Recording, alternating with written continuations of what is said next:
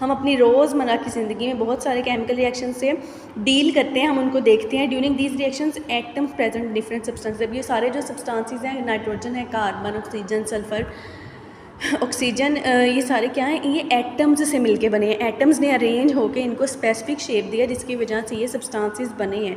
अब वही एटम्स जब अपने आप को रीअरेंज कर लेते हैं, अपनी एक स्पेसिफिक शेप कर लेते हैं, अपनी अरेंजमेंट चेंज कर लेते हैं, जिसकी वजह से उनकी जो केमिकल प्रॉपर्टीज़ जो है वो चेंज हो जाती हैं और कोई न्यू प्रोडक्ट बन जाता है। Burning of coal and natural gas, हमारे पास दो एग्जांपल्स हैं केमिकल रिएक्शन की। फर्स्ट है chemically coal is carbon. Coal क्या है? कोयला। वो क्या होता है? कार्बन की एक एलोट्रोपिक फॉर्म है, मतलब जिसमें कार्बन ही है, बस कार्बन के एटम्स ने अपने आप को डिफरेंटली अरेंज करके एक न्यू शेप बना ली है, तो इसलिए वो कार्बन ही है। और होता क्या है? वो सॉलिड स्टेट में होता है और ब्लैक इन कलर, काले रंग का होता है। It's burning in air. अब हम जब कोयले को जलाते हैं हवा में, तो हवा में हमारे क्या प्रेजेंट है? ऑक्सीजन। तो कार्बन वो है जो हमारे पास कोयला है और हवा में हमारे पास ऑक्सीजन है। जब हम बर्न करेंगे तो हमारा कार्बन और ऑक्सीजन जो एयर में मौजूद है दोनों रिएक्ट कर जाएंगे और रिएक्शन के नतीजे में क्या बनेगा? कार्बन और ऑक्सीजन जब कंबाइन होंगे तो वो कार्बन डाइऑक्साइड बना देंगे। और कार्बन डाइऑक्साइड क्या है? एक कलरलेस गैस है।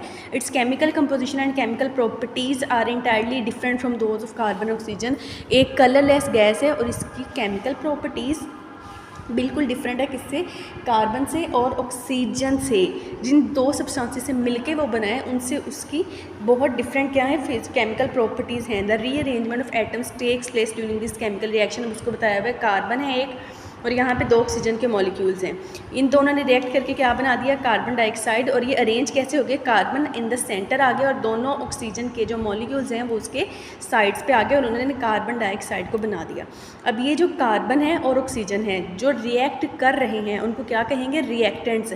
और उनके रिएक्ट करने से जो हमें न्यू प्रोडक्ट मिले, जो न्यू सब्सटेंस, न्यू कंपाउंड मिला है, उसको हम क्या कहेंगे? प्रोडक्ट के वो जो हमें मिला है रिएक्शन के बाद।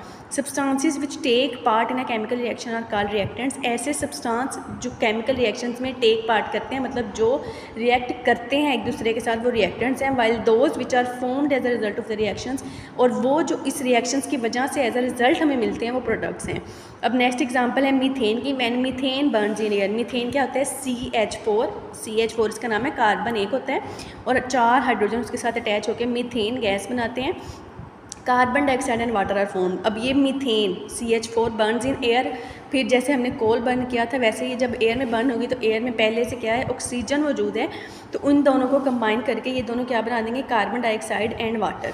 During the rearrangement of atoms in burning of methane, rearrangement हो रही है, ठीक है। पहले भी क्या थी? रीअरेंजमेंट थी। Carbon atom of methane gas attached with 2 oxygen atoms. अब इसमें रीअरेंजमेंट जब हुई है तो ये मीथेन है जिसमें 1 कार्बन और 4 हाइड्रोजन है और हमने 2 ऑक्सीजन के मॉलिक्यूल्स लिए हैं। अब 1 कार्बन 1 ऑक्सीजन के मॉलिक्यूल के साथ अटैच हो गया, यहाँ से 1 कार्बन आया, उसने पहले वाले जो मॉलिक्यूल है O2, जैसे जो 2 O नज़र आ रहे हैं आपको, वो 1 मॉलिक्यूल है, वो उसके साथ अटैच हो गया तो क्या बन गया? Ca और ऑक्सीजन 2, तो CO2 बन गया। तो ये क्या बन गया? Carbon dioxide.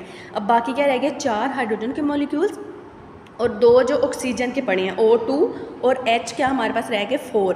अब इनको हमने कैसे अरेंज करना है? 2H2O। H2O मतलब यहाँ पे 2H2O अगर लिखेंगे तो यहाँ पे हाइड्रोजन के कितने हो गए? 4। ऑक्सीजन कितने हो गए?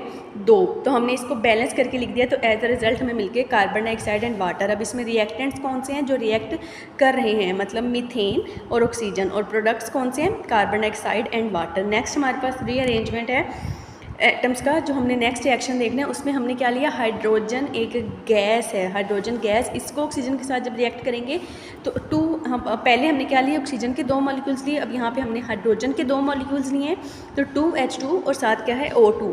तो ये क्या बन गया? इसमें एक मतलब ऑक्सीजन के 2 मॉलिक्यूल्स हैं और हाइड्रोजन के कितने हैं? 4। एज अ रिजल्ट हमें क्या मिल गया? वाटर, जिसमें 2H2O, 2 वाटर के मॉलिक्यूल्स बन गए। ये क्या है? इनको ये जहाँ पे कहीं पे आप देख रहे होंगे कि किसी रिएक्टेंट का एक मॉलिक्यूल है, कहीं पे दूसरे के लिए है, ये सब क्या है?